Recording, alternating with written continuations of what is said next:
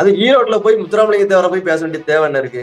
அவர் சொல்லுதாரு, எங்க தாத்தா முத்துராமலிங்க தேவர் சொன்னாரு, அன்றே கணித்தார் அப்படின்ட்டு எப்படி சொல்லுதாருன்னா, அவர் சொல்லாததெல்லாம் இவர் சொன்னேன்னு சொல்ல வேண்டியது. நடந்தது என்ன? ஒரு பஞ்சாயத்துக்கு கூப்பிடுறாரு நம்முடைய தாத்தா தெய்வ திருமன் முத்துராமலிங்கத்தர். நான் வரல, எனக்கு நிறைய வேலை இருக்குன்றாங்க. இல்லையா, நீங்க வந்து பேசினாதான் சரியா இருக்கு. கூப்பிட்டு உட்கார வச்ச இடத்துல ஒரு இளைஞன் எந்திரிச்சு தன்னை கேள்வி கேட்கிறாங்கிறதுல நான் தான் வரமாட்டேன்னு சொன்னேன். சின்ன சின்ன பயிர்களெல்லாம் எந்திரிச்சு என்னை கேள்வி கேட்கிறான் பாரு அப்படின்னு கோபத்துல போக, நம்முடைய தாத்தாவை நம்முடைய ஐயாவை இப்படி கேள்வி கேட்டுக்கிட்டானேன்னு பக்கத்துல இருந்த அங்க இளைஞர்கள் கோபத்துல நம்முடைய தாத்தா இமானுவேல் சாகரனை கொலை செஞ்சிடறாங்க. அவருக்கு இந்த கொலைக்கும் சம்பந்தம் இல்லை. இவர் தான் சொல்லுவாரு, சாதி பார்க்க கூடாது, சாதி பார்த்து நீ எனக்கு ஓட்டு போட்டுனா தீட்டு அப்படின்னு அவர் சொல்லுவாரு. இப்ப நாடார் தான் தூத்துக்குள்ள போய் நிக்கணுமா? உன் கணக்குல வந்துரும்பா. அவர் நாடார் இல்ல, சரிதானே? அவர் நாடார் இல்ல. நாடார் இல்லாதவர் ஒரு நாடாரே நின்றுட்டு இருக்க தொகுதியில நின்று வெல்லுதாரு. இதுல உனக்கு என்ன பிரச்சனை? நீ தான் சாதி வெறி பிடிச்சு அலைஞ்சுக்கிட்டு இருக்க. அங்க வந்து அனிதா அண்ணாச்சியும் கீதாட்சிமன் அக்காவையும் யாரும் ஒரு சாதியினரா அவங்க பார்க்கல. அவங்க நாடாரா இல்லையாங்கிறது அறவைக்காடா இருக்க உனக்கே தெரியும் போது அங்க உள்ள மக்களுக்கு தெரியாதா? அவங்கள பார்த்து சொல்லுவாரு, பாவப்பட்ட மக்களா தூத்துக்குடி மக்கள் அப்பாவி மக்கள், பாவப்பட்ட மக்கள் ஏமாந்துட்டாங்க அப்படின்னு. இவர் ரொம்ப புத்திசாலி. தூத்துக்குடியில இருந்துதான் சிவநாடார் வந்திருக்காரு, தூத்துக்குடியில இருந்துதான் சிவந்தி ஆயத்தனார் வந்திருக்காரு, தூத்துக்குடியில இருந்துதான் ஆச்சி மசாலா வந்திருக்காரு. பெரிய பெரிய ஜாம்பவான்கள் அங்க இருந்தா வந்திருக்காங்க. யார பார்த்து அப்பாவி, யார பார்த்து பாமர மக்களுக்கு ஏறீங்க? அவங்கள பூரா ஒட்டுமொத்தமா சிறுமப்படுத்துறீங்க. அவங்க பூரா பிசினஸ் மேக்னெட். அவர்கிட்ட சொல்லிடாதியா, பைய தூக்கிட்டு கிளம்பிடுவாரு அவரு. பிசினஸ் மேக்னெட் அங்க இருக்காங்களாம்ல அப்படின்ட்டு. கூலின்னு சொல்லிருக்க கூடாது, அவர் ரொம்ப காயப்படுத்திருச்சு அப்படின்னு சொல்றாங்க. இல்ல, என்னைய கூலின்னு சொன்னீங்கன்னா நான் சந்தோஷப்படுவேன். ஏன்னா உண்மையில உழைச்சு சாப்பிடுவேன். நீங்க அவரை போய் கூலின்னு அவர் எப்படி அவர் ஏத்துக்கிடுவாரு? அவர் கூட இருக்க துறைமுருகன் தான் ஏத்துக்கிடுவானா? அவருக்கு வாங்கி கொடுக்கிற தேவை ஏத்துக்கிடுவானா? யார் ஏத்துக்கிடுவா? அவர் அதிபர்னே. அவரை போய் கூலிங்கிறிய நீங்க. அவங்க பெரியார பேசுறவங்க பூரா கூலின்னு டாப்ல எவன்கிட்ட கூலி வாங்கிட்டு பேசாங்க. இது வாங்கடா வந்து வண்டியில ஏறதாப்ல அண்ணாச்சி, நானும் ரவுடிதான் அப்படின்ட்டு வாட்ஸ்அப் போராளினே அவரு. பேஸ்புக்ல எழுதிட்டு ஏன்டா சண்டி வந்தாரு. எப்படி இருப்பாரு ஒரு கட்சி தலைவர்? ஏன்னா முன்னாடியாவது வாரத்துக்கு ஒரு போய் விடுவாரு. இப்போ ஒரு மணி நேரத்துக்கு ஒரு கதை விடுதாருனே, தாங்க முடியலனே. அணையப்புற விளக்கு பிரகாசமா எரியுத மாதிரி ஓவரா கபன்னு எரிதாரு. என்னன்னே தெரியலனே. இவன் நம்மளை பார்த்து கை கூலியுமா கால் கூலியுமா கிறுக்கு போயிடுவோம். அரண்சை நண்பர்களுக்கு வணக்கம். அரண்சை ஊடகம் சுயேட்சையாக இயங்குவதற்காகவே உருவாக்கப்பட்டது. நாம் செய்கிற வேலை உண்மையிலேயே மக்களுக்காக செய்கிறோம் என்பதை நீங்கள் நம்பினால், வாய்ப்பு இருந்தால் இந்த ரேசர் பே கியூஆர் கோடுக்குள்ளே நீங்கள் வந்து அதை ஸ்கேன் பண்ணி எங்களுக்கு உங்களால் இயன்றதை விருப்பம் இருந்தால் ஆதரவு தெரிவிக்கலாம். அரண்சை நேயர்களுக்கு வணக்கம். நான் மதன் நெறிவுலகன். இன்றைய நமது சிறப்பு விருந்தினர் பர்வீன் அவர்கள். முன்னாள் நாம் தமிழர் கட்சியின் நிர்வாகி, இந்நாள் திராவிட முன்னேற்ற கழகத்தின் நிர்வாகியா இருக்கிறார். நிறைய விஷயங்கள் வாதிக்க இருக்கிறோம். அவரை வரவேற்கலாம். வணக்கம். வணக்கம். இப்போ ஒரு வாரத்துக்கு முன்னாடிதான் திமுகவில் வந்து இணைஞ்சிங்க. நாம் தமிழர் மீது கடுமையான விமர்சனங்கள்லாம் சொல்லியிருந்தீங்க. அன்றைக்கு முழுக்கவே வந்து உங்களுடைய பேச்சுக்கள் வந்து பெரிய அளவுல வைரலா இருந்தது. அதன் பிறகு ஒரு பெரியார் குறித்து நிறைய பேசுறார். பெரியாரை ஒழிச்சு கட்டுவேன், திராவிடத்தை ஒழிச்சு கட்டுவேன் அப்படிலாம் வந்து பேசுறார். அதற்கு உங்கள் ஏரியாவில இருந்து கனிமொழி அவர்கள் வந்து அவர் வந்து ஒரு கூலி அப்படிதான் பேசுவாரு, அதை பொருட்படுத்த தேவையில்லை என்பது போல அவர் பேச, யாரை பார்த்து கூலின்னு சொன்ன? நானா கூலி? உங்க அப்பா தான் கூலி. நீ நாடாரா? நீ எப்படி வந்து நாடாருன்னு சொல்ற? தூத்துக்குடியில எதுக்கு போய் நிக்கிற? அப்படிலாம் வந்து கேட்கிறாரு. நீங்க நாடாரா? இந்த இந்த இந்த இந்த பேச்சுகள் எல்லாம் எப்படி பார்க்கிறீங்க? அதானே, அவரு பதட்டத்துல இருக்காரு. இன்னொன்னு, அவர் வந்து ஆர்எஸ்எஸ் கைக்கூலி ஆயிட்டாரு. அவருக்கு வந்து கூலின்னு சொல்லக்கூடாது.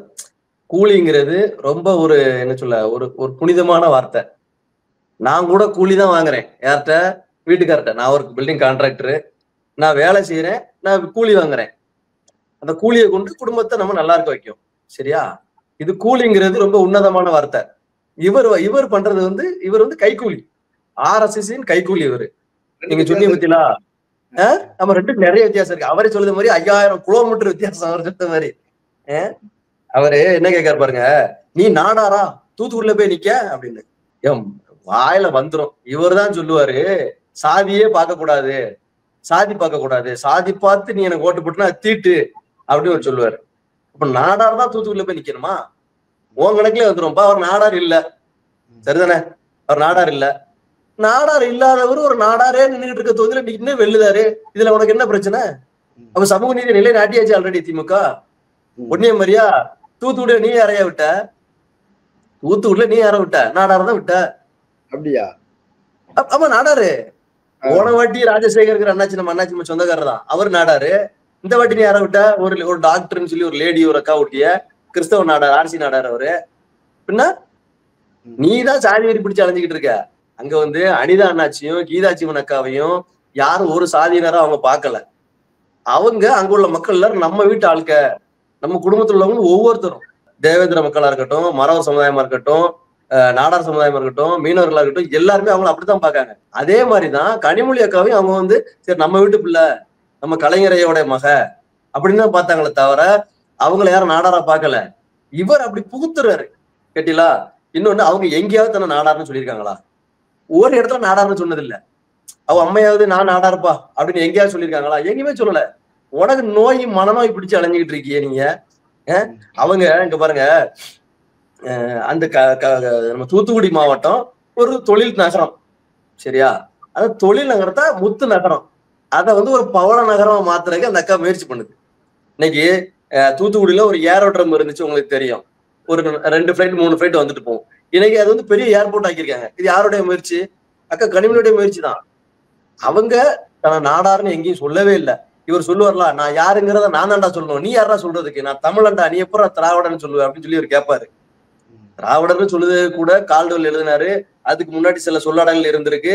தெற்க உள்ள மனிதர்களை வந்து வடக்கு உள்ளவங்க வந்து திராவிடர்கள்னு சொல்லியிருக்காங்க. இப்படி நிறைய இருக்கு, அப்படித்தானே? ஆனா கனிமொழி அக்கா எந்த இடத்துலயும் இந்த நாடாருன்னு சொல்லவே இல்லை. அவங்க நாடாரா இல்லையாங்கிறது அறவைக்காடா இருக்க உனக்கே தெரியும் போது அங்க உள்ள மக்களுக்கு தெரியாதா? அவங்கள பார்த்து சொல்லுவாரு, பாவப்பட்ட மக்களா தூத்துக்குடி மக்கள். தூத்துக்குடி மக்கள் அப்பாவி மக்கள், பாவப்பட்ட மக்கள் ஏமாந்துட்டாங்க அப்படின்றாரு. இவர் ரொம்ப புத்திசாலி. தூத்துக்குடியில இருந்துதான் சிவநாடார் வந்திருக்காரு, தூத்துக்குடியில இருந்துதான் சிவந்தி ஆயத்தனார் வந்திருக்காரு, தூத்துக்குடியில இருந்துதான் ஆச்சி மசாலா வந்திருக்காரு. பெரிய பெரிய ஜாம்பவான்கள் அங்க இருந்தா வந்திருக்காங்க. யாரை பார்த்து அப்பாவி, யாரை பார்த்து பாமர மக்களுக்கு ஏறீங்க? அவங்கள பூரா ஒட்டுமொத்தமா சிறுமப்படுத்துறிய. அவங்க பூரா பிசினஸ் மேக்னெட். அவர்கிட்ட சொல்லிடாதீங்க, பைய தூக்கிட்டு கிளம்பிடுவார் அவரு. பிசினஸ் மேக்னெட் அங்க இருக்காங்களாம்ல அப்படின்ட்டு. நான் இங்க பாருங்கண்ணே, கனிமொழி அக்கா எந்த இடத்துல நாடாருன்னு சொல்லல. இவர் சொல்லுத மாதிரி இவர் லைனுக்கே போயிருவோம். இவர் சொல்லுவார்ல, நான் யாருங்கிறத நான் தான்டா சொல்லணுங்கிற மாதிரி அவங்க எங்கேயுமே சொல்லல. இவரைத்தான் சொல்லுதாங்க நிறைய பேர். இவர் சீமானுல சைமனு, அப்பா பேர் செந்தமணல்ல சௌத்தியா நாடாரு, இப்படி நிறைய பேர் சொல்லுதாங்க. நீ சொல்லுவியா அப்படி? நீ சொல்ல மாட்டீங்களா? எங்க ஊர்ல பாருங்க, இப்ப நமக்கு நாகர்கோவில் சொந்தக்காரங்க நிறைய இருக்காங்க. கன்னியாகுமரி மாவட்டத்துல கொஞ்சம் இன்டீரியரா போயிட்டு வைங்களேன், சைமன் எங்க ஆளுக்கப்பா, மலையாளிப்பா அப்படிங்க. அதுக்கு நாங்க என்ன செய்ய முடியும்? நீ யாருக்கிற நீ தானப்பா சொல்லணுங்கிற. அதே மாதிரி கனிமொழி அக்கா எங்கேயாவது சொல்லியிருக்காங்களா? அதை குறிப்பிட்டுதான் நீ பேசணுமே தவிர 4 பேர் ஏதாவது கிறுக்கு போய் எவனா பேசிட்டு போவான், அதை கேட்டு நீ பேசிட்டு இருந்தன்னா வாட்ஸ்அப் போராளினே அவரு. வாட்ஸ்அப் போராளி. பேஸ்புக்ல எலிட்டேன்ற ஏன்டா சண்டைக்கு வந்தாரு. எப்படி இருப்பாரு ஒரு கட்சி தலைவர்? விமர்சனங்கள் வருது, அவர் பதில் சொல்லியிருக்கிறாரு, பார்த்திருக்கிறோம். கூலின்னு வார்த்தை வந்து அவரை ரொம்ப ட்ரிகர் பண்ணிருச்சு. ரொம்ப கூலின்னு சொல்லியிருக்க கூடாது, அவரை ரொம்ப காயப்படுத்திருச்சு அப்படின்னு சொல்றாங்க. இல்ல, இனி கூலின்னு சொன்னீங்கன்னா நான் சந்தோஷப்படுவேன். ஏன்னா உண்மையில உழைச்சு சாப்பிடுவேன். நீங்க அவரை போய் கூலின்னு அவர் எப்படி அவர் ஏத்துக்கிடுவாரு? அவர் கூட இருக்க துறைமுருகன் தான் ஏத்துக்கிடுவானா? அவருக்கு வாங்கி கொடுக்குற தேவா ஏத்துக்கிடுவானா? யார் ஏத்துக்கிடுவா? அவர் அதிபர்னே, அவரை போய் கூலிங்கிறிய நீங்க. அது எப்படி? அதுவும் பாருங்க, குறிப்பிட்ட அக்கா சீமான் பேரை சொல்லி சொன்னாங்களா? அவங்க பெரியார பேசுறவங்க பூரா கூலின்னு டாப்ல, எவன்கிட்டயே கூலி வாங்கிட்டு பேசான்ட்டு. இது வாங்கடா வந்து வண்டியில ஏறதாப்ல அண்ணாச்சி, நானும் ரவுடிதான் அப்படின்ட்டு. ஆனா பாவமே, என்ன செய்ய பாருங்க இவரை, வாண்டடா வந்து வண்டியில ஏறிக்கிட்டு. இப்போ இன்னொரு வீடியோ சமீபத்துல பார்த்திருப்பீங்க. முத்துராமலிங்க தேவர் அவர்கள் வந்து இமானுவேல் சேகரனுடைய மரணத்துக்கு காரணம் இல்லை அப்படின்றது மாதிரி அதை பேசுறாரு. இப்போ அதை பேச வேண்டிய தேவை என்ன? ஏன் இந்த விவாதத்தை அவர் உருவாக்குறாரு? நடக்கிறது ஈரோடு இடைத்தேர்தல். அங்க ஆளும் கட்சியை தவிர வேற யாருமே இல்லை, இவர் தான் இருக்கிறார். ஆளுங்கட்சியை விமர்சித்து அவர் வந்து அதை கொண்டு போகலாம், அந்த தேர்தலை எதிர்கொள்ள முடியும், வாய்ப்பு இருக்குது, எதிர்ப்போட்டுகள் அறுவடை செய்ய முடியும். அங்க வந்து பெரியாரை பத்தி பேசுறாரு, முத்துராமலிங்க தேவர் பேசுறாரு, இமானுவேல் சேகரன் பத்தி பேசுறாரு. இதெல்லாம் ஏன் அங்க பேசுறாருன்னு நினைக்கிறீங்க? அதாவது அவர்கிட்ட பேசுறது சப்ஜெக்ட் இல்ல. இந்த டோரா புஜ்ஜி கதை நிறைய சொல்லி முடிச்சாச்சு. காடு, மலை, மணல் மேடு, டோராவோட வீடுன்னு சொல்லி நிறைய கதை சொல்லி முடிச்சிட்டாரு. இப்ப அவருக்கு பேசுறதுக்கு சப்ஜெக்ட் இல்ல. இன்னொன்னு, எலி வாழை பிடிக்கணும்னு நினைச்சு புலி வாழை பிடிச்சிட்டாரு, யாரா பெரியார பிடிச்சு விட்டாரு. சரி, தொட்டு நோடாமல அப்படியே பேசிட்டு போயிருக்கலாம். ஏன்னா எல்லாருமே விமர்சனத்துக்கு உட்பட்டவர்கள் தான். நீ அவதூறுகளை பேசும்போது அதுக்கு வந்து எதிர்வினைகள் அதிகமாயிருது. நம்மால் எப்படின்னா, அவருக்குள்ள பயங்கரமான ஒரு பயம், இன்ஃபீரியாரிட்டி காம்ப்ளெக்ஸ் அதெல்லாம் இருக்கும். பெரியார பேசினா நம்ம அடிப்பானோளோ, இல்லைன்னா நம்ம திராவிடத்தை பத்தி ஓவரா பேசிக்கிட்டு இருந்தோம்னா, அது ஈரோட்லயே போய் பேசினா நம்ம அடிப்பாங்களோ, அடிப்பாங்கன்னு பயந்துகிட்டு நம்ம பேசாம இருக்குமோ, அப்படின்னு மக்களுக்கு தெரிஞ்சிடக்கூடாது அப்படிங்கறதுனாலே உண்ணி பேசிட்டு இருக்காரு அவரு. உண்மையிலே அவருக்கு ஏகப்பட்ட பயம் உண்டு. கேட்டீங்களா? அவர் வந்து தமிழ் தேசியத்துடைய இறுதி அத்தியாயத்தை இவர் எழுதிட்டு இருக்காரு. தமிழ் தேசியம்ங்கிறது வெல்ல வேண்டிய சித்தாந்தம். அது திராவிடத்தோட ஒத்து இருந்தாதான் வெல்ல முடியும். அண்ணனும் தம்பி மாதிரி திராவிடமும் தமிழ் தேசியமும். தமிழ் தேசியம் சறுக்கும் போது திராவிடம் தான் கை கொடுத்துச்சு. இப்பவும் அதான் கை கொடுக்கும், இனிமேல் அதான் கை கொடுக்குங்க நம்பிக்கையில தான் நாங்க திரும்ப வந்திருக்கோங்க. அப்ப இவர் வந்து என்னன்னா தான் தமிழ் தேசியத்துக்கு ஒரு பேட்டன் ரைட்டு அப்படிங்கிற மாதிரி வாங்கி வச்சிருக்க மாதிரி இவர் நினைச்சுக்கிட்டு இவர் திராவிடத்தை அழிக்குங்கிற பேர்ல தமிழ் தேசியத்தை அழிச்சுக்கிட்டு இருக்காரு. பெரியார வந்து இப்ப தேவையில்லாம தொட்டோம், அதை அப்படி விட்டுட்டா கடிச்சிரும், முடிஞ்ச அளவுக்கு அடிப்போம், நமக்கு மேல இருக்கோம், நம்மளை காப்பாத்துவோம், இல்லைன்னா போனா போயிட்டு போகுது, காரணம் தப்புனா மரணங்க கதையில அண்ணா ஓடிக்கிட்டு இருக்காப்புல. தொட்டுட்டார்ல. இப்ப தொட்ட உடனே என்ன ஆயிட்டுனா இவருக்கு வந்து லிங்க் பிஜேபி கூட லிங்க் ஆகி போச்சு. அப்ப அவங்க என்ன சொல்லுதாங்க, நீ விடக்கூடாது, இந்த மாதிரி அடிச்சுக்கிட்டே தான் இருக்கணும், இனிமே நீ அடிக்கலாம் ஒன்னிய நாங்க அடிப்போம்னு கொஞ்சம் சொல்லியிருப்பாங்க, நீ வாங்கினத பூரா வெளியே சொல்லிடுவோம் இருப்பாங்க. அதனால சரி ரைட் அப்பவும் பேசிக்கிட்டே இருப்போம்னு பேசிட்டு இருக்காரு. வேற சப்ஜெக்ட் இல்லைங்க அவருக்கு. அவரு 2016 ஒரு புத்தகம் வெளியிட்டாரு, ஆட்சி வரைவு, நாம் தமிழர் ஆட்சி வரைவு. அதை பத்தி பேச வேண்டியதானே? அதுல பெரியாரை பத்தி நான் கிளிப்பண்டே என்ன எழுதியிருக்காரா? இப்ப ஏன் தேவையில்லாத சப்ஜெக்ட்? அது ஈரோட்ல போய் முத்துராமலிங்க தேவரை போய் பேச வேண்டிய தேவை என்ன இருக்கு? சரி பேசியா.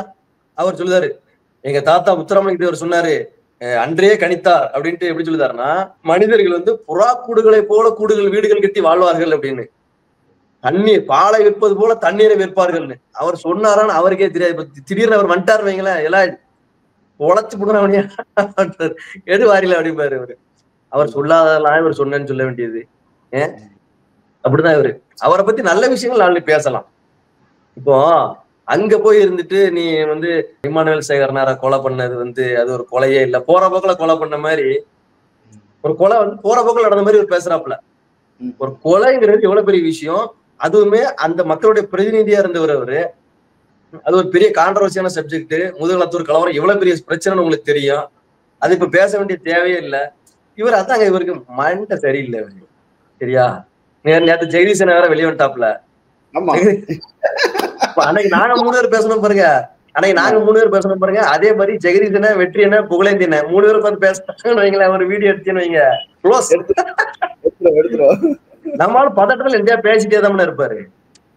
அதனால மக்களே இன்னும் கொஞ்ச நாள் கழிச்சு பாருங்களேன். ஒரு என்கிட்ட வேலை பார்க்குற ஒரு பிள்ளை என்னன்னா, அண்ணே நல்ல காமெடி பண்றாருண்ணே, இவரை பார்த்திருக்கீங்களானே அப்படின்னு கேக்கு.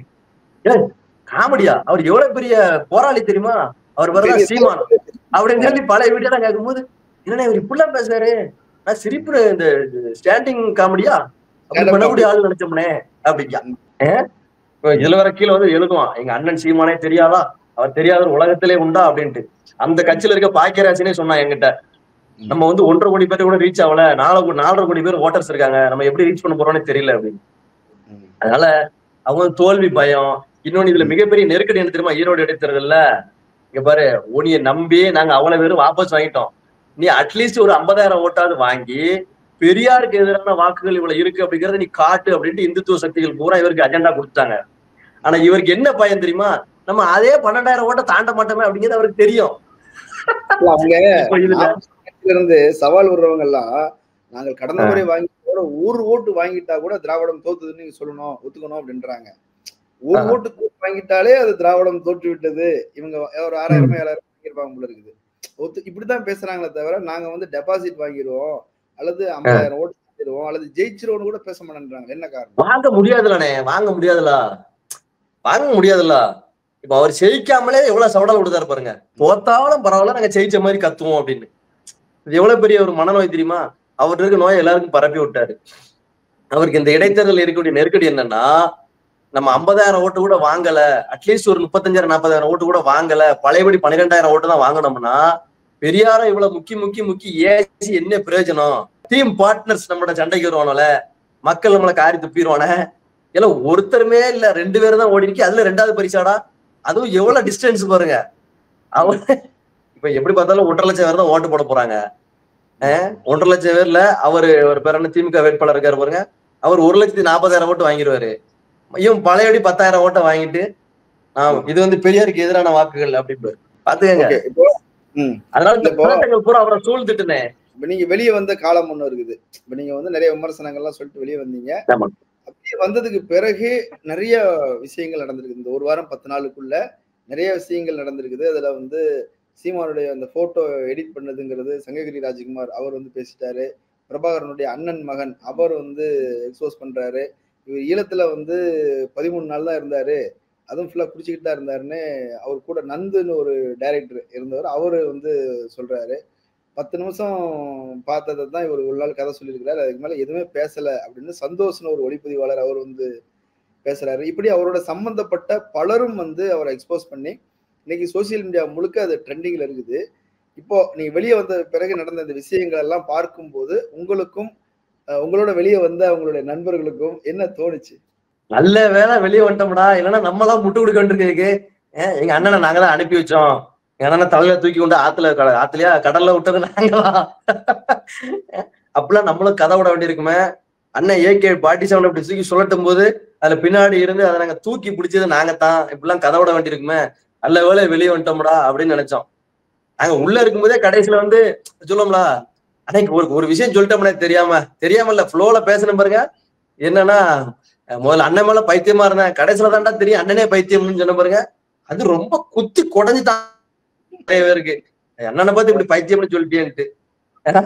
அதே மாதிரி இவர் வந்து ஆரம்பத்துல நம்ம அண்ணன் சொல்லுதுல ஏதோ ஒரு சிலது பொய் இருக்கு மாதிரி தெரியுது, அப்படி அண்ணன் பொய்யெல்லாம் சொல்ல மாட்டாரு அப்படின்னு தோணும். இப்ப என்னன்னா இலை இவன் பேசுறது பூரா பொய்யாத்தாமல இருந்திருக்கு அப்படின்னு எல்லாமே பொய்யா அப்படின்னு பேசுற கொஞ்ச நஞ்சம் மட்டும் பொய் இல்ல, பூராமே பொய்தாங்கிறது இப்ப தெரியுது எங்களுக்கு. நல்ல வேலை வெளியில வந்துட்டோம்னு நினைக்கும். மானமங்கப்படாம கொஞ்சம் வெளியே வந்துட்டோம். ஆமா. இப்ப அங்க இருக்கவனு பாருங்க மானவங்கப்பட்ட மாதிரி தெரியல அவனுக்கு. அவன் தற்கொலை பண்ணிக்கிட்டு இருக்கான், அவனுக்கு தெரியல. இல்ல இப்போ இருக்கிறவங்க என்ன சொல்றாங்க? இப்ப நீங்க எல்லாம் வந்ததுக்கு பிறகு புதிய நிர்வாகிகள் போட்டிருப்பாங்க அல்லது இருந்தவங்க அங்க இருப்பாங்க இல்லையா, முட்டு கொடுத்துட்டு இருப்பாங்க இல்லையா, அவங்க என்ன சொல்றாங்க? அவங்க என்ன சொல்றாங்கன்னா, ஏனே நீங்க போகும்போது நாங்களும் கூட வந்திருக்கலாம்னே, நீங்க போயிட்டிய மாவட்ட செயலாளருங்கிறது எங்களுக்கு தாரம்னாங்க, அதனாலதான் உட்கார்ந்தோம். ஆனா தலகாட்ட முடியலண்ணே, தலகாட்ட முடியல. ஒரு நாளைக்கு ஒரு ஏன்னா முன்னாடியாவது வாரத்துக்கு ஒரு போய் விடுவாரு, இப்போ 1 மணி நேரத்துக்கு ஒரு கதை விடுதாருனே, தாங்க முடியலண்ணே. அணையப்புற விளக்கு பிரகாசமா எரியுத மாதிரி ஓவரா கபன்னு எரிதாரு, என்னன்னே தெரியலண்ணே அப்படிங்கானோ. வாட்ஸ்அப் முழுக்க ஒரே கிண்டல் கேலியுமா இருக்குது போல இருக்கு. ஆமா உள்ள அவ்வளவு பேரும் அவரையே அண்ணனுக்கு அவனு ஒரு 3 பேர் இருக்காங்கண்ணே. ஒண்ணு சீமாண்ணே, இன்னொன்னு துரைமுருகன், இன்னொன்னு இடும்பவன கார்த்தி நல்ல பையன் இருந்தாலும் அவங்க 3 பேரும் தான் அண்ணன். 3 பேரும் தான் அந்த கட்சிக்கு அவங்களுக்கு உண்மையா இருக்காங்க. உண்மையா என்ன அவங்க சொல்ற பொய்களுக்கு பிராடுகளுக்கு நம்ம உண்மையோட சொல்லணும் அப்படின்ட்டு இருக்காங்க. மத்த அவ்வளவு பேருமே டயர்ட் ஆயிட்டான், இனிமேல் இங்க இருக்க முடியாது. ஆனா என்னன்னா காத்திருக்கான் 2026 வரைக்கும் அங்கதான் இருப்பாங்க. ஏன்னா இப்ப நாங்க வெளியே வந்த பிறகு எங்களுக்குள்ள பொறுப்புகளை கொடுத்து அவங்கள சந்தோஷப்படுத்தி வச்சிருக்காங்களா, இருக்கதே இருக்கோம். 1.5 வருஷம் அங்க இருந்துட்டு அடுத்தால போய் திமுக சேர்ந்துருவோம். முன்னால திமுகவே போகக்கூடாதுங்க எண்ணத்துல இருந்தாங்க அவ்வளவு பேரும். இப்போ திமுகவுக்கு போலாங்கிறத நம்ம கொண்டு வந்துட்டோம். ஏன்னா தமிழ் தேசியத்தை விட்டு வெளியே போய் நீ போய் ஹிந்துசத்துல போய் சேர்ந்துடாத. இது அப்படி ஒண்ணும் கேடு கட்டது கிடையாது. ஏன்னா உங்க அண்ணனை விட இவங்க கேடு கட்டவங்க கிடையாது. போன இப்ப 31ஆம் தேதி வந்து பாருங்க, அது என்ன நாள்னு எல்லாருக்கும் தெரிஞ்சிருக்கும். நம்ம பயிர்களுக்கு தெரியாது, யாரு நாம் தமிழர் பயிர்களுக்கு தெரியாது. தலைவர் பிரபாகரனையும் விடுதலை புலிகளையும் ஆதரிச்சதுனால திராவிட முன்னேற்ற கழக அரசு வந்து கலைக்கப்பட்ட நாள். இந்த பயிர்களுக்கு தெரியாது, இந்த சுண்டைக்காய் பயிர்களுக்கு தெரியாது. இவன் நம்மளை பார்த்து கை கூலியுமா கால் கூலியுமா கிறுக்கு போயிடுவோம். அதனால இந்த விஷயத்த கட் பண்ணா போட்டிருக்கேன், அவங்களுக்கு தெரியட்டும். அதனாலதான் நமக்கு வந்துட்டோம். இப்படி போலாக்க நம்ம சொல்லி கொடுத்துட்டோம். எல்லாமே சொல்லிட்டோம், பசங்க பூரா சொல்லிட்டான். ஏன்னா நீங்க மாவட்ட செயலரா வெளியே போயிட்டீனே, நாங்களும் மாவட்ட செயலரா இருந்து வெளியே வந்தாதானே எங்களுக்கு மரியாதை. அதனால கொஞ்ச நாள் பொறுங்கனே, 2026 வரைக்கும் அண்ணன் கூடவே இருந்து சிறப்பா செஞ்சுட்டு சரியான ட்ரீட்மெண்ட் அண்ணனுக்கு கொடுத்துட்டு நாங்க வந்துருந்தோம்னேட்டான். இப்போ வந்து ஒரு வகையில வந்து எக்ஸ்போஸ் ஆயிட்டார். ஒரு பிஜேபி ஆதரவாளர் குருமூர்த்தி ஆலோசனையின் பேர்ல இயங்குறார். ஜெகதீச பட்டேல் விரிவாக சொல்லியிருக்கிறார். அவர் வந்து ரவீந்திர துரைசாமியோட சகவாசம் மொத்தமாவே சீரழிஞ்சிட்டார், எந்த வகையிலும் நம்பிக்கைக்குரிய விஷயம் இல்லை என்பது போல எல்லாம் அதெல்லாம் சொல்றாரு. இப்ப இவ்வளவு சொன்னதுக்கு பிறகு பொதுமக்கள் மத்தியில எப்படியான கருத்துக்கள் உருவாயிருக்கு? இப்ப நீங்க பாப்பீங்க இல்லையா, இப்ப உங்களுடைய ஆதரவாளர்களா இருந்திருப்பாங்க, கட்சியில இருக்க மாட்டாங்க, உங்களுடைய ஆதரவாளர்களா இருந்திருப்பாங்க, சமூக ஊடகங்கள்ல உங்க கட்சிக்கு ஆதரவா பேசியிருப்பாங்க, இந்த மாதிரி ஆட்கள் எல்லாம் இருக்கிறாங்க இல்லையா, அவங்க எல்லாம் என்ன நினைக்கிறாங்க? இல்ல அவங்க எல்லாருமே இவர் விஜய ரோட்ல லாரி வச்சு லாரியை இடிச்சு சேர்த்து போகணும்னு சொன்னார் பத்தியா. அன்னைக்கு இவங்க எல்லாருமே மனுஷனாப்பா இவன், அவன் வீட்டு பிள்ளைல எப்படி பேசுவானா, நம்ம என்னைக்கா சீமான பிடிக்கலனாலும் காட்டுவாசி மாதிரி கத்துதான், எவனையும் மரியாதை கொடுத்து பேசுதே இல்ல, ஓட்டுக்கு காசு கொடுக்கறது இல்ல. இருந்தாலும் நம்மகிட்ட ஓட்டு போடுங்கானே. சரி, நம்ம ஓட்டு போடலாம், நீ நல்லா ஆத்தானுக்கு அப்பளுக்கு பிறக்கலன்னு சொல்லுதானே. இருந்தாலும் இவனை நம்ம என்னைக்காவது ஏசிருக்கோமா? நீ விளங்க மாட்டல, நீ அண்ணன்னு சொல்லுதியடா, நீ பெரியவர்றா, நீ பெரியவர் கூட இல்லடா முதியவர்றா, இப்படிலாம் நம்ம என்னைக்காவது ஏசிருக்கோமா? என்னைக்காவது நக்கல் பண்ணிருக்கோமா இவனை?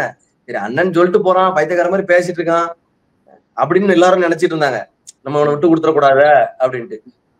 என்னைக்கு நடிகர் விஜய இவர் வந்து மேடையில அவ்வளவு அசிங்கமா ரோட்ல அடிபடி செத்துக்கோன்னு சொன்னாரோ, அன்னைக்கே பாதி மக்கள் மனசுல இருந்து போயிட்டாரு. அதுக்காக விஜய்க்கு எல்லாரும் ஓட்டு போட்டு விஜய் ஜெயிக்க வச்சிருவாங்கன்னா விஜயே ஜெயிக்க முடியாது. அது ரெண்டாவது. அவர் வந்து என்ன சொல்ல, ஆறுதல் வாங்குறதுக்கே பனையூருக்கு வர சொல்லுறாரு அவரு. அப்படி டிக்கெட்டா இருக்காரு அவரு. என்னன்னா, ஒரு மனுஷனா வந்து இப்படி பேசக்கூடாது. அதுல வந்து அவங்க எல்லாருமே வெறுத்துதான் இருக்காங்க. ரெண்டாவது, ஒரு பெரியார போட்டு அப்படி தேவையில்லாம அவர் இறந்து போன மனுஷனை போட்டு இந்த அடி அடிச்சு, நீங்க நல்லா பாருங்க, இறந்தவங்களை போற இவருக்கு பிடிக்காத ஆளுலாம் திரும்ப தோண்டி எடுத்து கொள்ளுது. இதே இது ஓரளவுக்கு இவருக்கு பிடிக்க ஆளா இருந்தது, என்ன வஉசி ஐயரா, அவர் என்ன சுவாமிநாத ஐயரு, பாரதியாரு, இவங்க எல்லாம் அவருடைய முன்னோர்கள். அவர் சொல்றாருல, இவங்க எல்லாம் எங்க பாட்டனார் அப்படின்ட்டு. ஆரியம் தான் எதிரிங்காரு. ஆரியம் எதிரின்னா இவங்க எல்லாம் அவங்களுக்கு பாட்டனார் ஆயிருந்தாங்க. ஆனா நீயே சொல்ற, தமிழ்தான் தமிழர்கள் இருந்துதான் தெலுங்கு, கன்னடம், துளு, மலையாளம் எல்லாம் உதிர்ந்ததுவே அப்படின்னு சொல்ற. அப்ப ஓர் ரத்தம் தானே. அவங்கள பார்த்து அவங்கள விரோதியா கட்டமைக்கிறிய. தாய் தன்னுடைய பிள்ளைகளை எப்படி பகிச்சிக்க முடியும்?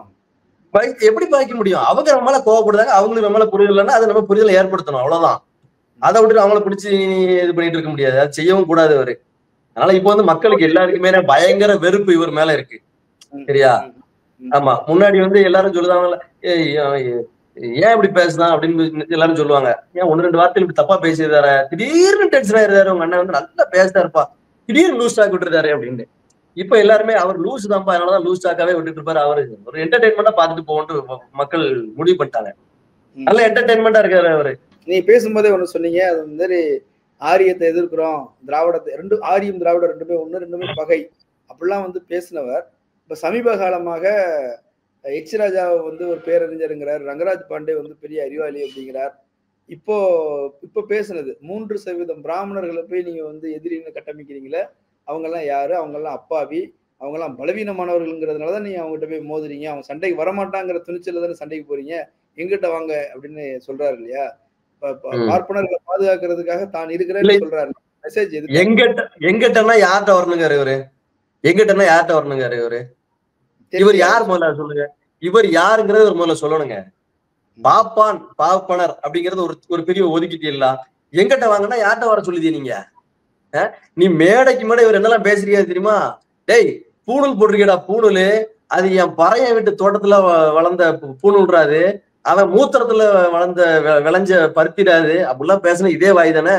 அவருக்கு என்ன, அவர் மாத்தி மாத்தி பேசுவாரு. சொன்னோம்ல, உனக்கு என்னப்பா அப்படிங்கிற மாதிரி அவரு மாத்தி மாத்தி பேசுவார். எப்படின்னா, நேத்து ஒரு காணொலி ஒண்ணு பார்த்தேன். அதுல வந்து நாம் தமிழர் கட்சி உருவானதுக்கு அப்புறம் தான் அவர் வந்து காங்கிரஸை நான் வந்து ஊரா போய் தோக்கடிப்பேன் அப்படி இப்படின்னு பேசிட்டு, எங்க ஐயாவை பேச மாட்டேன், எங்க ஐயாவை நான் பேச மாட்டேன், ஏன்னா அவர் கொடுத்த தமிழ், அவர் கொடுத்த உயிர் அப்படின்னாரு. எந்த ஐயான்னு பார்த்தா கடைசியில கலைஞரதான் பேசுறாரு. கட்சி ஆரம்பிச்ச பிறகு அப்படி பேசிக்காரு அவரு. அடா பாவி, இதெல்லாம் நம்ம முதல்ல பாக்கலையாடா தம்பி அப்படின்னு உட்காந்து பேசிக்கிட்டோம்.